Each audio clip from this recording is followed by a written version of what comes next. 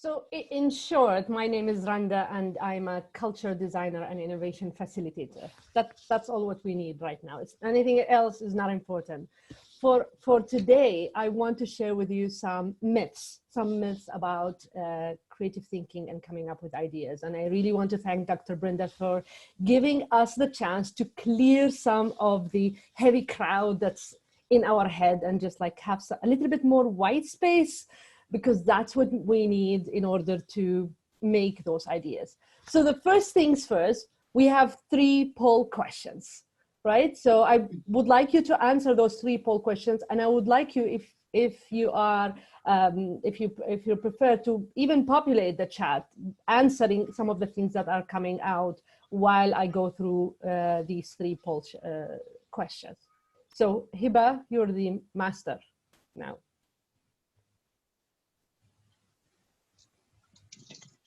The questions are very simple, yes or no. Go with your first gut.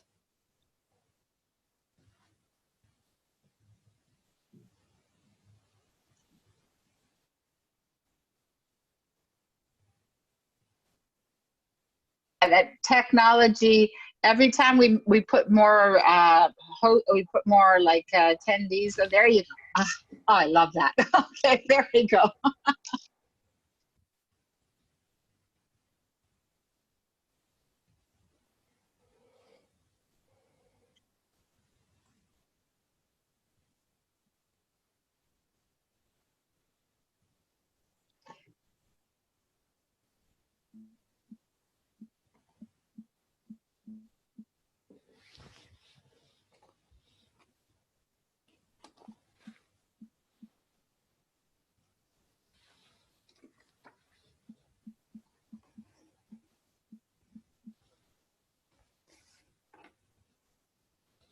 Thank you for writing those things. I was going to watch again in order to record them again. So that's the best use for the chat. Just like repeat what we need to reinforce. Thank you.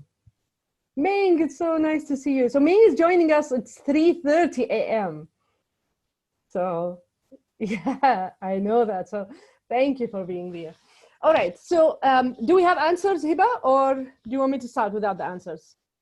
I prefer if we do, actually, if we have them. Right, okay, only creative people can produce unique ideas from the first time. Most of you said this is wrong. This is what I'm going to start with, okay?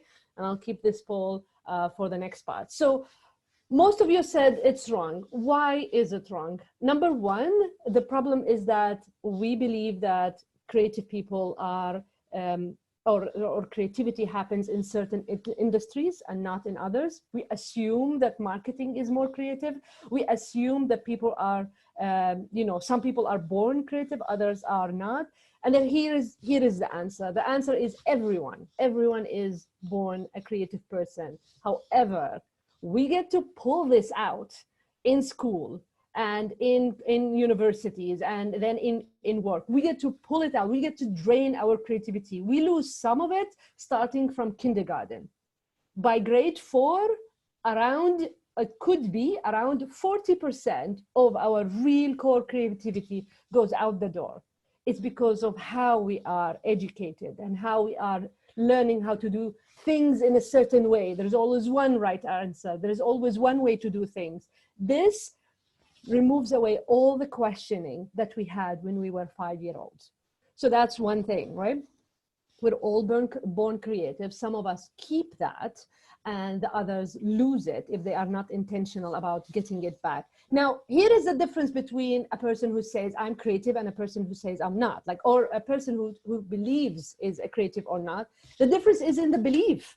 If you believe that you are a creative person, then you are. If you don't believe that, then you're not. As simple as that. And then if you believe what you are, then you will start to produce the ideas that will help you become actually more creative and will help you come up with more ideas. Unique ideas usually require a process. They use tools. Some of the things that you do are very subconscious that help you come up with ideas. There is a way of saying, the best ideas that come are in the that come in 3 Bs. Do you know what the 3 Bs? No, I have no idea. Okay, I'll tell you later. If you remember, I'll tell you at the end. You be careful, because I can turn off your video, okay? You can.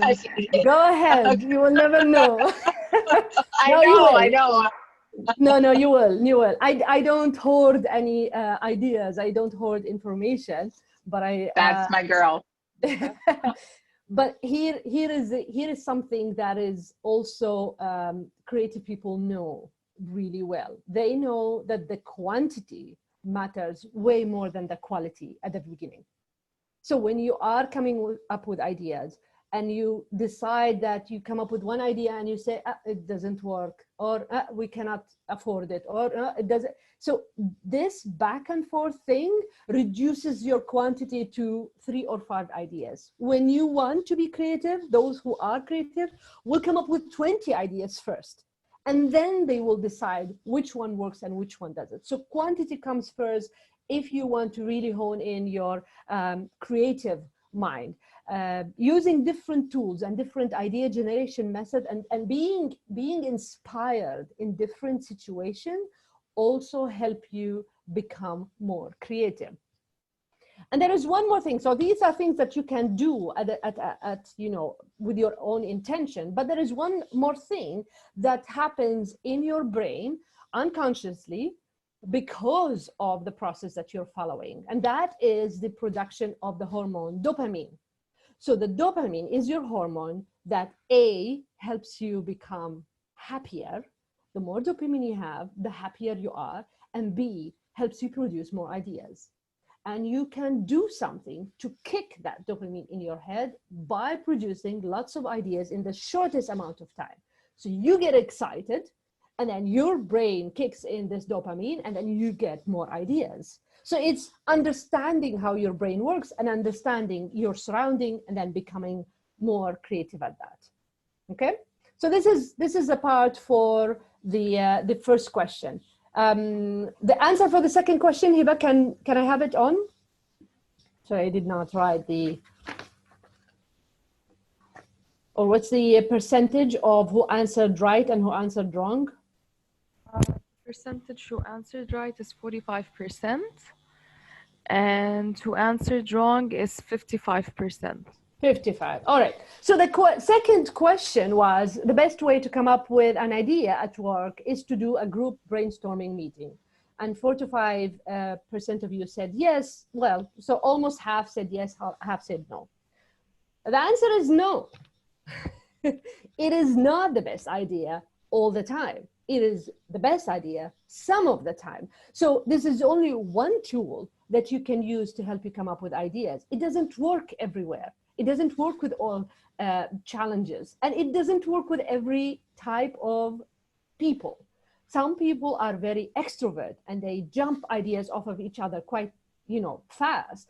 Others are introvert. They need to let it run through in order to come up with the ideas.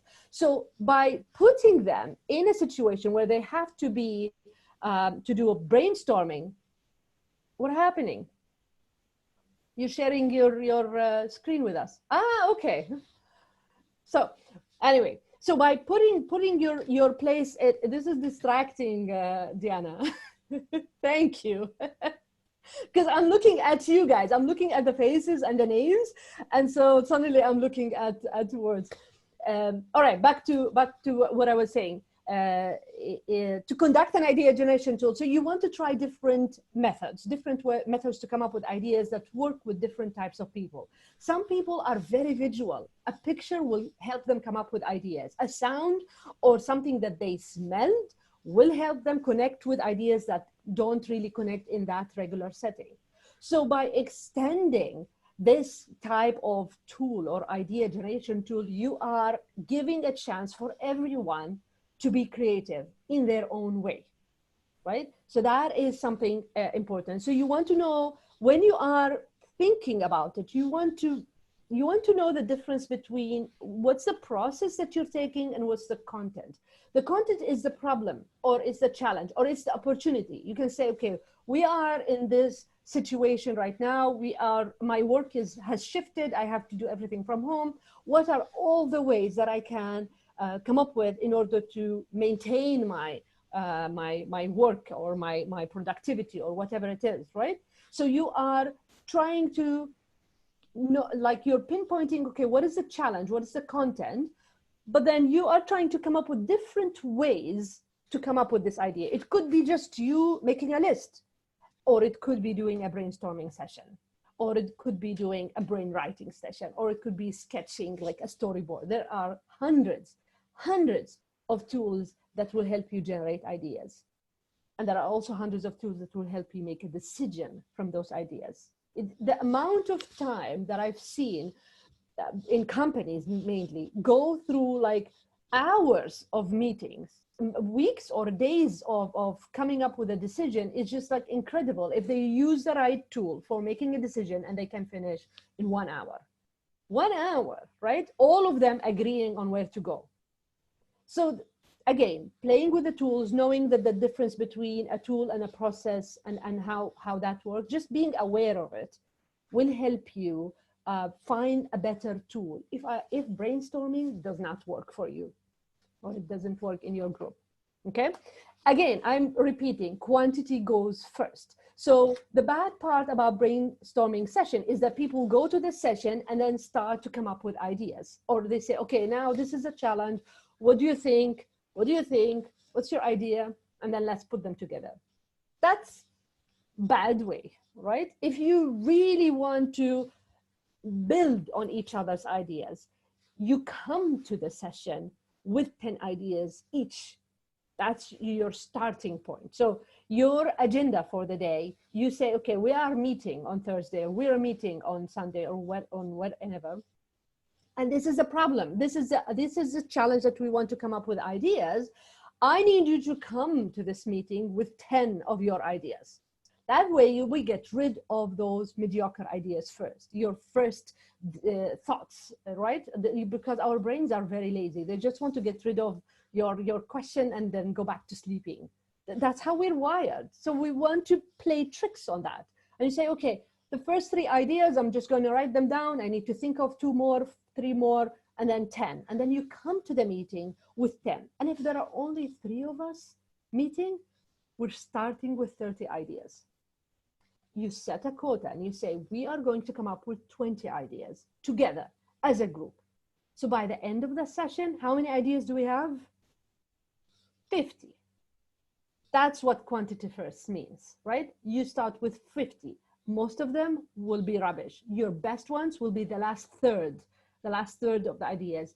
The craziest ones are your best bets, especially if you cannot afford it or if you cannot make it work.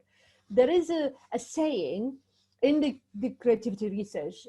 It says, it is easier to tame a wild tiger than it is to bring out the wild in a pussycat, right? If you have a domestic cat, you cannot make it wild anymore. It's just like, it wouldn't bother, right? But if you have a wild tiger, you're able to tame it. And it's exactly the same with ideas. You come up with a wild idea, you can cut it and snip it and make things work until you are able to use it. And that's how innovation happens, with this front end of ideas applied with the resources, with the minds, with everything, right?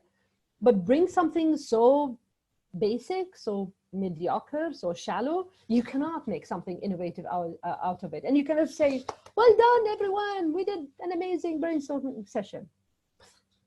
No, if you want to joke about it, then do that, but it doesn't work that way. So set an idea quota. Okay, the last third, I think I answered those. Third question, third poll, what are our answers, Hiba?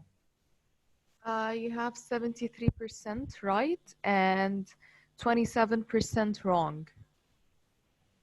I am curious to know those 27%, if someone can just hop on, unmute yourself and tell us, why do you think? The third question was, creative ideas come suddenly out of nowhere.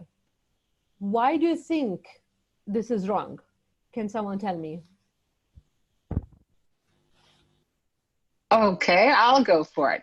I think it's wrong because I don't think it's nowhere. I think you've always got it lurking somewhere in the back of your thoughts. Sometimes because you look at things in a different manner. So, oops, sorry, my video is off. Sorry about that. You look things at a different manner and you're going, wow, that would be interesting if that box wasn't square, if it was like rounded. Wouldn't that be cool? So Okay. it's your adaptability to seeing things or perceiving things in a different manner. So, I always say you adapt or you die. So you might as well adapt. Dying is, I think, really not in dying, not in a physical sense, but dying is Okay. in whatever other sense. So I don't Okay. think I think it's in the back of your mind somewhere, right? For a lack of a better term. All right, but what about like new challenge, like someone else like who answered this, like a new challenge, like how would the best idea come to you?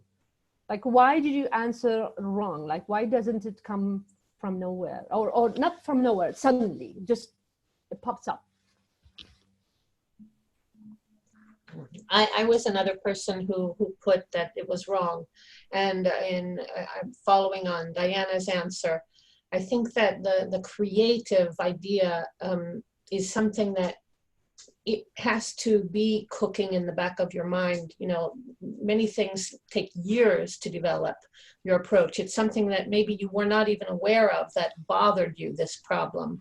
And then you are slowly making connections to this problem, and you have a series of small epiphanies. You don't have a poof moment. Mm-hmm. You're connecting points on a grid, and suddenly when you put them, you're able to put them together in a creative way.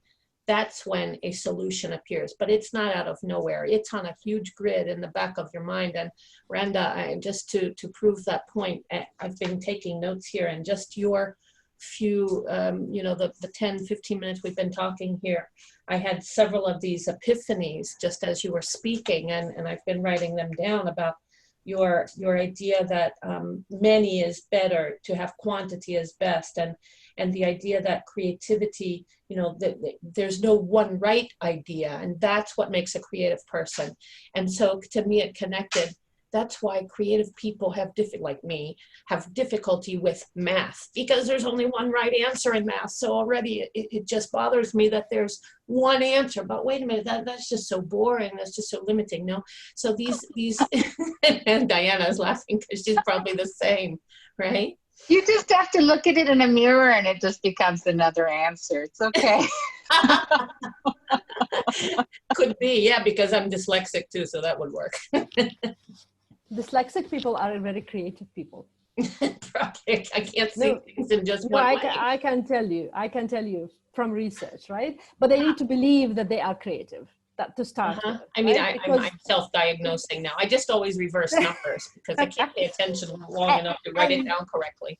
That's good. And math doesn't have one answer. That's how they taught us. That's how they taught me.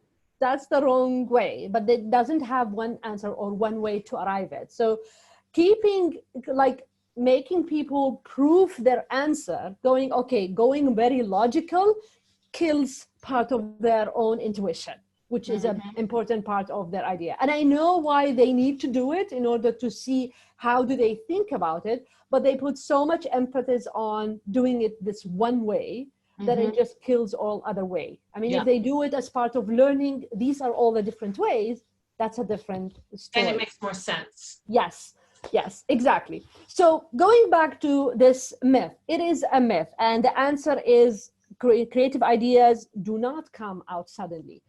There is a difference between a tool and a process. The same difference, if I want to create an analogy, the same difference is like reading a sentence and reading a paragraph. If you read a sentence, you understand what is the sentence about, and you could understand the topic, right? And it gets you what you need out of it. Reading a paragraph puts more into context. So when you're working with a tool, with an idea generation tool or a decision-making tool or a planning tool, any kind of tool, it is a one sentence. If you want to put it in a process, then there are more than one step, right? There's more than one step that you need to take in order to arrive there. Maybe we can mute everyone, Diana, so just the background noise. So that's, so that this is important so that you know where do ideas come from, because there is one step in the creative problem solving method. It's called incubation. And by incubation, it means you let it sit, you sleep on it, you simmer it, right? You take a walk, you go and sleep. Like you do it when you are exhausted. And I'm asking you to do it intentionally. If you want to come up with a really good idea and you looked up all the information you want, you truly understand your challenge, all this preparation is very important, because this is what gives your brain all the input. And then you intentionally say, okay, I will come back to it, you know, at this time. Whatever this time is, whatever time that you have. If you have only an afternoon, you come back to it after 10 minutes. Go for a shower and come back. If you need to, if you have a week, then come back to, at it after 3 days or a month or a year. It doesn't matter. But your brain never stops. It never stops thinking about it, because you already put all the input and you've asked it the question. You say, think of the answer, my dear brain, while I go do something else that doesn't require me to think. This is why ideas come to you in your dreams, right? This is why they come to you when you're going out to walk. This is why the ideas come to you in the shower, when you don't have a pen and paper to write them immediately. And if you don't write them immediately, poof, they go. They don't come back to you later. By the way, there is a type of paper that is water resistant. So you can hang it in the shower and then write your ideas with a pencil, because a pencil doesn't, you know, you can write it upside down. It doesn't, like, and it can write underwater.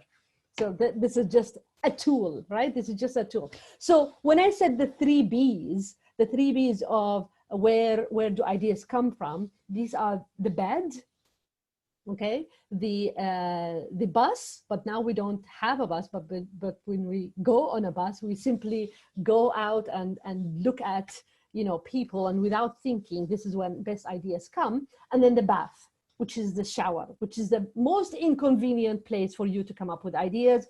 And then you decide, oh, ideas come out of nowhere. But they didn't come out of nowhere. There was a process in your head, and your brain is outsmarting you. So take control of that. So when we say, okay, how can I become better at that? How can I produce ideas on demand? Practicing daily, just like meditation, is a key role. You can set, and just like when we set an idea quota for a group challenge, you can set an idea quota for your own, like a daily quota. Every day I'm going to think of 5 ideas, or I'm going to try a different tool, or I'm going to, you know, get inspiration from somewhere else. There are so many ways that you can do it that just, you know, telling it to you here will be a disservice to them. But then just to say, okay, this is my idea quota, this is what I am going to come up with every day, will help your brain get rid of your first ideas fast. Your brain knows that you will no longer accept your first 10 ideas. So when I people ask me, do you do this on a personal level? Yes, I do this on a personal level, not only with my clients. I do this, for example, when I wanted to come up with an idea or a name for my company, I came up with 200 names before I decided on one. And I'm so happy with one. And I didn't do them because out of desperation. I did them because I knew the best one will come at the end.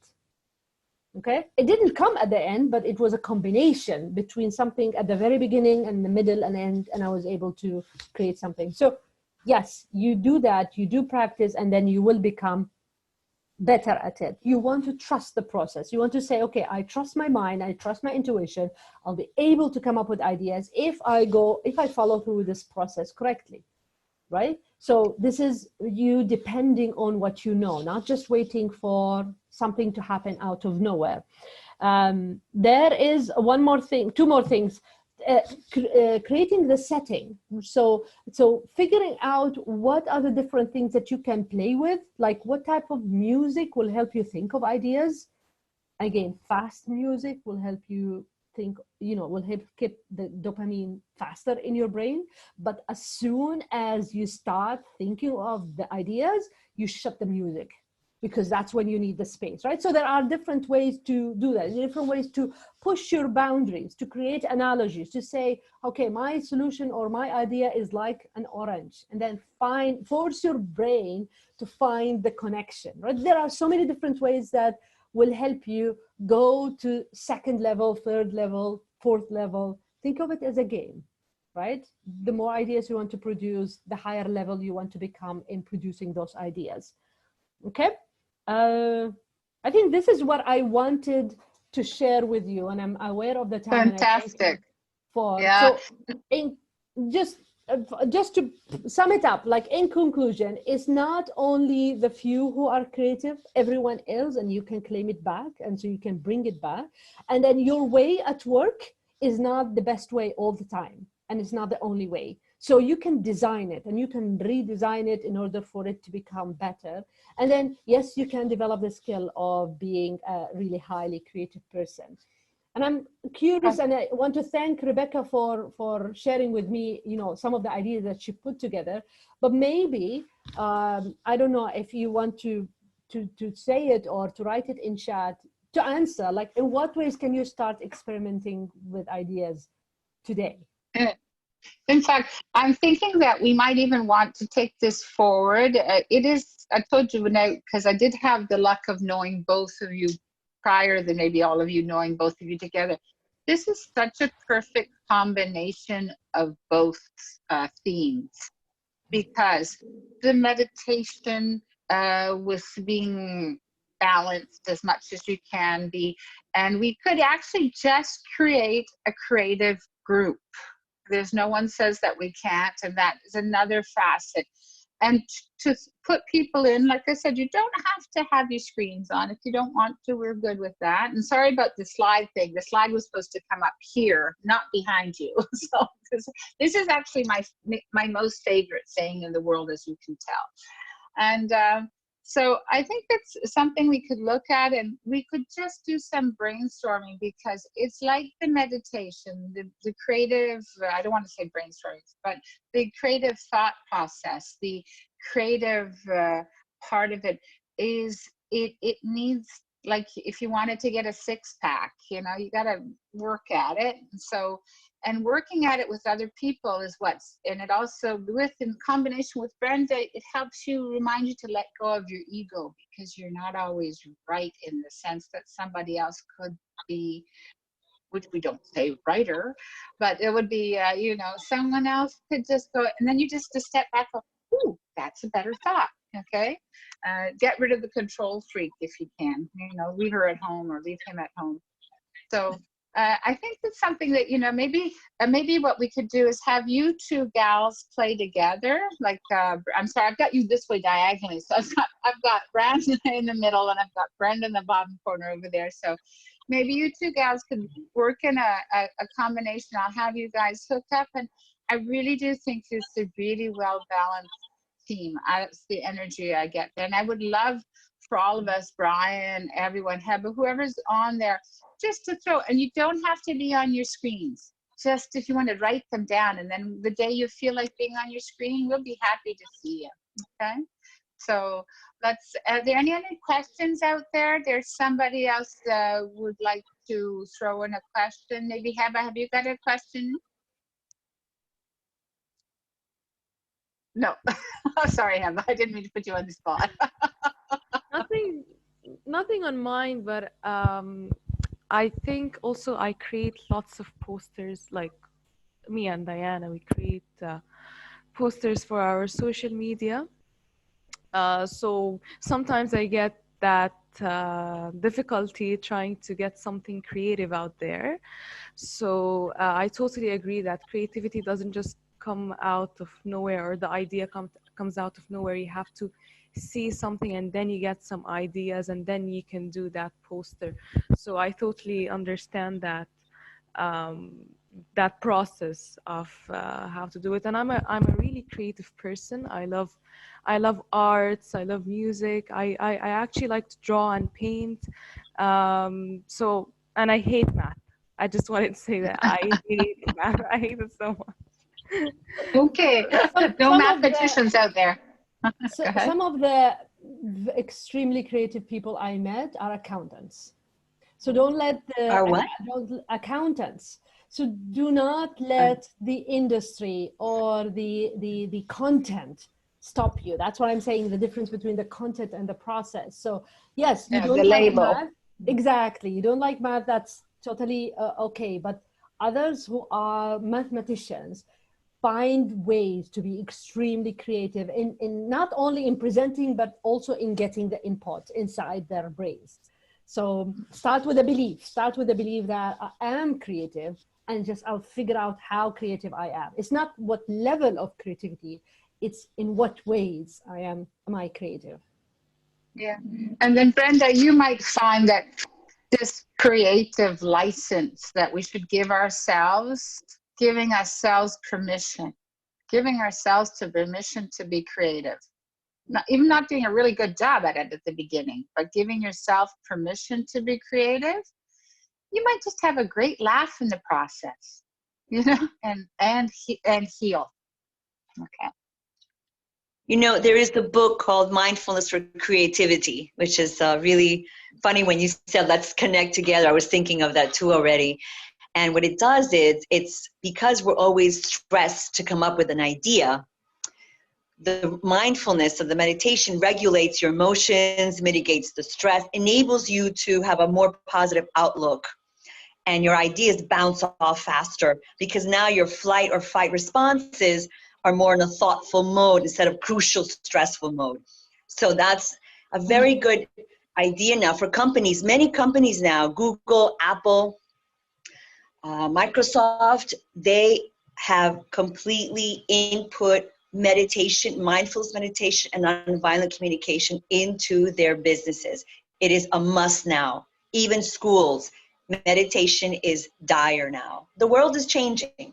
The world is changing. Yeah. Thank God. I mean, I wish they would kind of, I want to say teach for lack of term. Imagine actually just have a guided meditation for toddlers and kids to go through. Imagine that, because then it'd be the norm, not the extra. Anyway, this is so exciting. As you can see, I think this is going to definitely have a part 2, part 3, sort of like Rocky, you know, like you know, you're probably having so many sessions of this. We'll get some stairs in the background. I would only ask you for the next time, if you can, I would like each one of you, this is what I'm going to put out there, to put a little sign up or something you want to tell us or anything. We're good, like a flash mob, quick questions. Get some questions ready or whatever. We'll give you some tools. And please engage this. You did such a great job today. It is hard to engage the first time with total wacky strangers like all of us, thank goodness. But please engage, because that's what we're here for. We got your back. I'm totally excited about this. Thank you very much. I think we're going to call it to a close today. And because some of it's like 3:30 in the morning, you probably should go to sleep, okay? Or what is it, 3:30 in the afternoon, in the morning, whatever it is, it's like a long time away, okay? And we're looking forward to, if you have, again, to any other speakers or something you want to put out there. But I'll get Brenda and Randah, please, if you guys can get together, and we can maybe pick another date. And I think we should move forward on it. And we can put them out into breakout rooms and do different things and come back together again on it, okay? So thank you. I'd say I'm off for now. Open up your mics and say goodbye. Thanks, everyone. Thank you, Brenda. Thank you, Brenda. And thank you, Diana. It was fantastic. And Hiba for organizing. Thank you. Okay. Ciao, Ciao. Stay mindful. Thank you. Yeah, be there. We're here. Little question, Randah. Oh, sorry. Go. Finally, what's the name of your company that you chose? That's a good. It's called Sajory, SAJORY, and it's made of the 2 letters of each of my 3 kids' names, the first 2 letters, and so that's my 4th child. And it did not come like the name did not come that direction in this way. Like I have 200 names.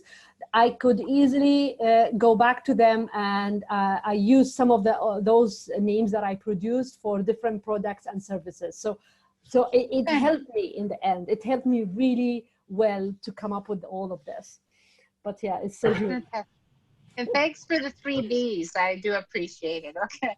Thank you everyone for participating. I'm looking forward to seeing you soon, and please be safe.